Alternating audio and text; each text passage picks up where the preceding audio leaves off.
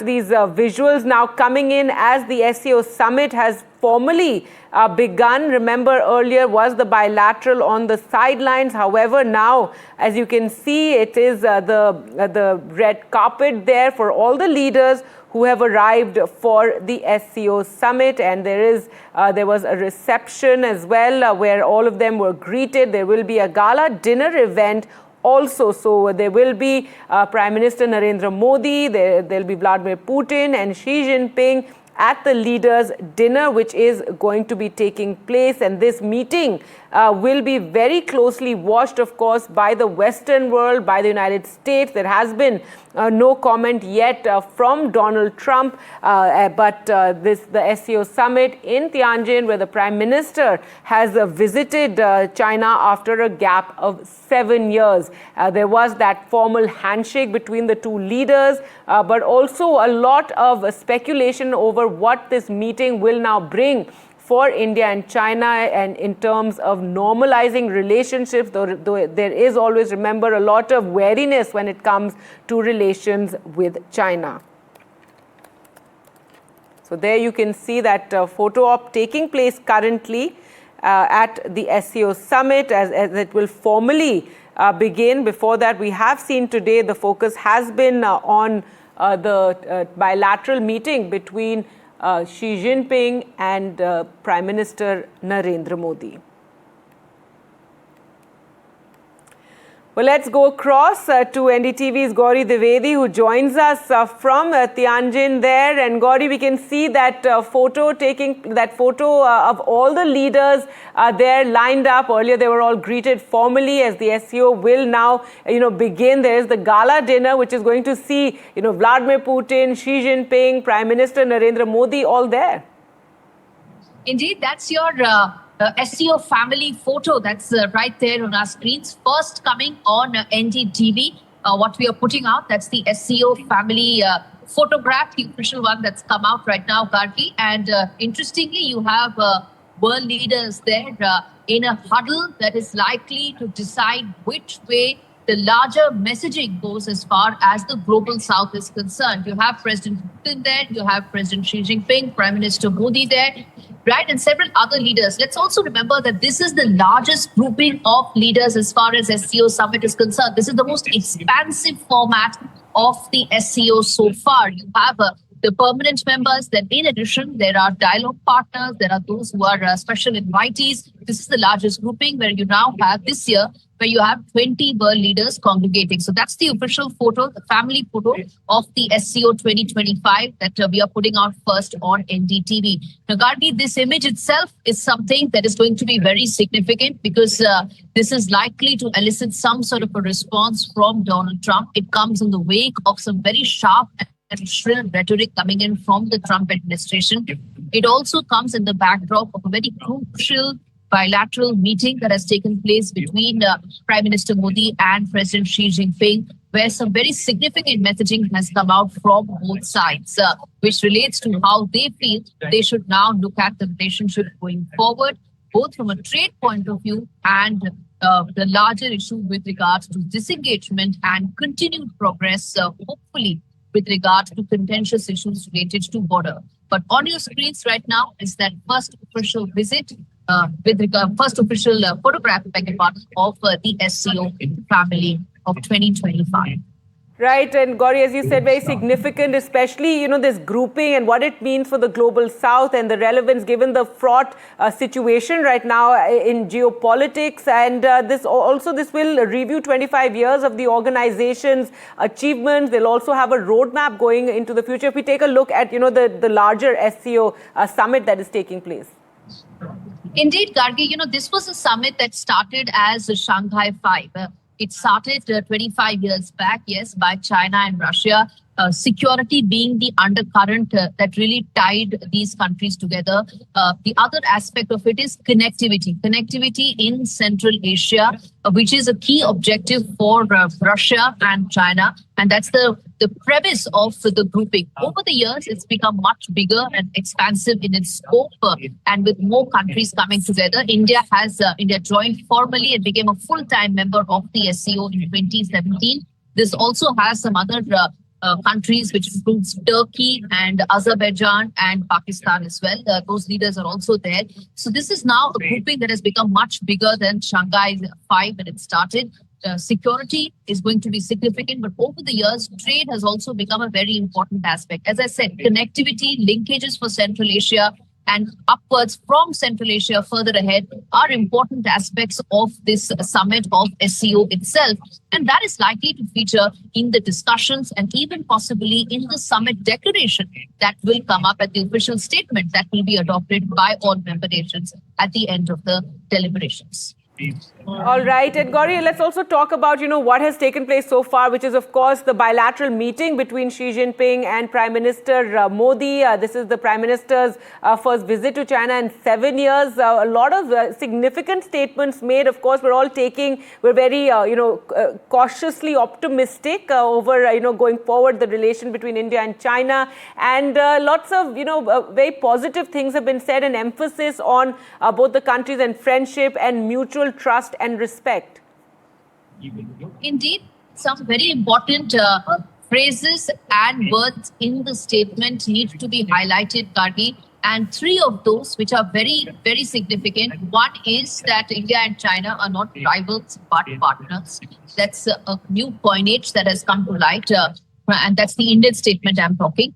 And that's indicative of how the two sides want to approach several of their common issues that they are facing with regard to economic warfare led by Donald Trump. And at the same time, also look at their contentious issues bilaterally.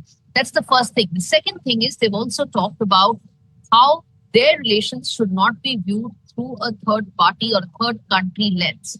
And this needs to be read in greater detail. Now, on one end, you have the China-Pakistan nexus that India has all along called out. Interrupt you there. We're just seeing Operation Sindhu. Right, we're just seeing some, visuals also, just to, tell our viewers, this is the, when the leaders earlier arrived, and all of them are being greeted by Xi Jinping and his wife. So they're one by one, all those 20 leaders that Gauri was talking about who are in Tianjin for the SCO summit, they're being greeted by Xi Jinping personally. And there you can see one by one, each of the leaders is arriving there. We also brought you that group photograph, which Gauri is describing as the first family photograph there on NDTV. So there you can see visuals coming in right now from Tianjin, China. There is going to be a gala dinner as well shortly after this, and you're going to have all these key leaders, Vladimir Putin, Xi Jinping and Narendra Modi are going to be together for that dinner. And tomorrow, of course, will be the big meeting between Prime Minister Modi and Vladimir Putin as well. Today, the bilateral with Xi Jinping. So yes, Gauri, sorry, returning to you for more on what the significance of the SCO summit, especially coming at this time, as it does at a fraught time when India and China are facing tariffs from President Donald Trump and this global trade war that he is undertaken. Also criticism from the West over our relations with Russia and import of crude oil, etc. So yes, at a time like this, the SCO summit gaining more significance. Indeed, getting more significance, Gargi, and those visuals really do tell the story. You have the Chinese president and the first lady of China receiving all world leaders, and this is the first formal reception, so to say, of the world leaders being received by President Xi and the First Lady in China. We were talking about the larger messaging in terms of the India-China bilateral. And the one thing that we spoke about was the third nation reference that was made. And that's significant because India has called out the China-Pakistan nexus. We did so even during Operation Sindoor. Parallelly, China has been raising, and voicing how it feels that there should be with regard to Quad. It has said that in the past. So that is what they have been calling out in terms of how India is part of the Quad.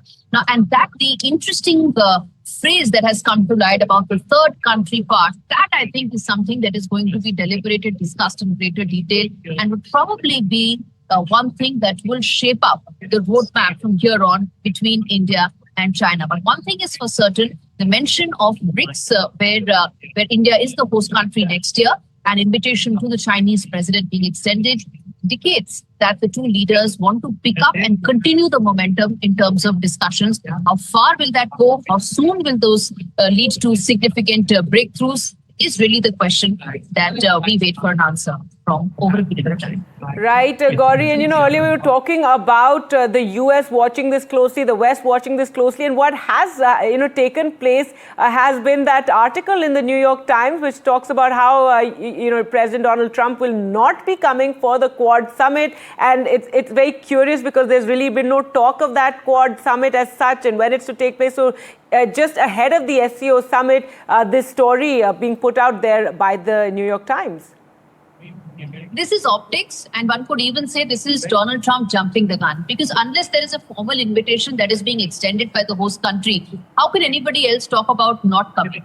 So this is India as the host country needs to extend that formal invitation. It hasn't done so, but with US jumping the gun and saying it's essentially optics and putting that out on a day when these developments are taking place here in China, in Tianjin. So it is meant to send out that message in terms of how Donald Trump and his administration is viewing these latest set of developments. Or one could say these are yet another, pressure tactics, so to say, being deployed by Donald Trump because he wants that trade deal. And yes, he wants that progress, both of which India has resisted, continues to do so, because it feels whatever decision has to be taken has to be on its merit and keeping India's national interests in mind. Having said that, Gargi, I feel even tonight, India time, and maybe tomorrow as well, you will see more reactions coming in from the Trump administration, because tomorrow, remember, is that all-important bilateral between President Putin and Prime Minister Modi.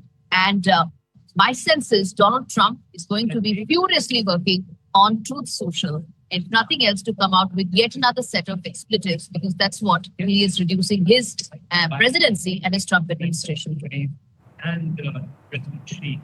That's right. So there you can see that formal reception is taking place as all the leaders who are participating in this SCO summit, 20 of them arrive for that gala dinner that is to take place, and Xi Jinping and the First Lady there greeting all of the leaders. We're waiting to see, Gauri, when the Prime Minister Modi will arrive. There's been so much scrutiny of the handshake and the body language and how it was, firm handshake, but there's not much exuberance. There was a sense of formality. Xi Jinping, always this inscrutable expression, not really smiling as such, though we have seen him in the past smiling when, he meets Putin. So all that has been really looked at. And again, coming back to that phrase I used earlier, this cautious optimism on India-China ties, and a lot being read into the formality of that handshake, and also how Xi Jinping was wearing black, Prime Minister Modi was wearing white. Yes, indeed. And Gargi, whatever worded statements don't say in diplomacy, body language is supposed to communicate, right? So to that extent, a lot has been read and must be seen in terms of the body language as well between the two leaders. One, of course, goes back in time to the time when the two leaders... Gauri, sorry to talk over you. The Prime Minister has arrived. And yes, another handshake. It does seem a more happy, picture this time rather than, the earlier formal sort of photograph we saw. And Xi Jinping does seem to be smiling there.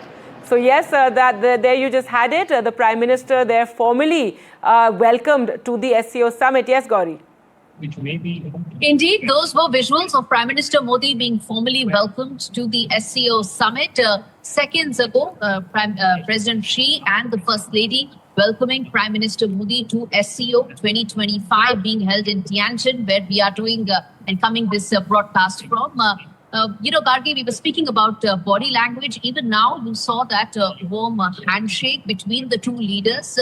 It's really done a lot of... There's a departure in terms of how this body language played out in the last couple of months itself. Last year, when the two leaders met at Kazan. Since then, there has been a major thaw in their relations, and now there is a warm handshake. Now, will that lead to warmer ties, warmer greetings? That remains to be seen. But yes, it's indicative of the fact that the two leaders are now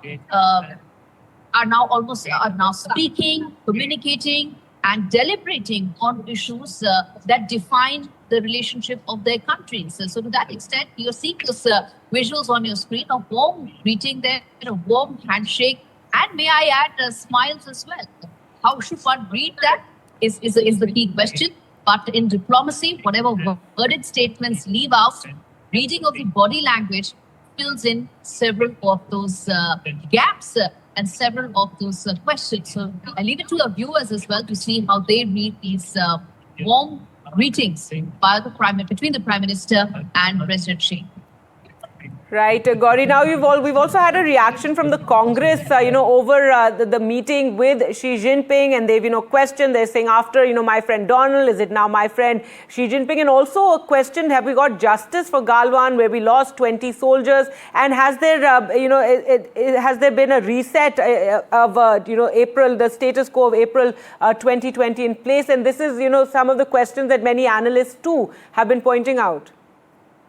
And those questions remain, Gargi, because at no point of time in either of the two statements, whether you see the Indian readout or you see the Chinese readout, these questions still remain. And as far as those issues are concerned, they still are those that need to be worked out. And India has been very categorically saying that. Even the readout very clearly says that mutual trust and sensitivity needs to be maintained. And as far as border talks are concerned, they're still going to continue. And there is expectation that there could be some progress. Now, one needs to keep in mind that these are contentious issues that define the bilateral relationship. It's not trade that defines it. It's not people to people. It is these most contentious issues that actually define the bilateral relationship.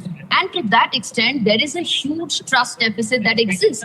Something that the Prime Minister made a reference to when he said there should be mutual trust. Now, that mutual trust needs to be the premise of being able to identify and find solutions to these issues. Sorry again to interrupt you, Gauri. Now we can see Vladimir Putin there meeting with Xi Jinping, and some sort of interaction. Two aides or I don't know, officials have also arrived there so Xi Jinping taking longer there with his meeting with Vladimir Putin. So interesting to see that. Perhaps they're interpreters or something who have arrived there, and there seems to be a longer conversation there taking place. I think this is also as all the leaders line up for that photograph that NDTV showed you of all the leaders of the SCO all together. So yes, Xi Jinping meeting there. You can see the earlier welcoming of Prime Minister Modi, and then we saw the last leader to come out was Vladimir Putin, and that meeting and that interaction was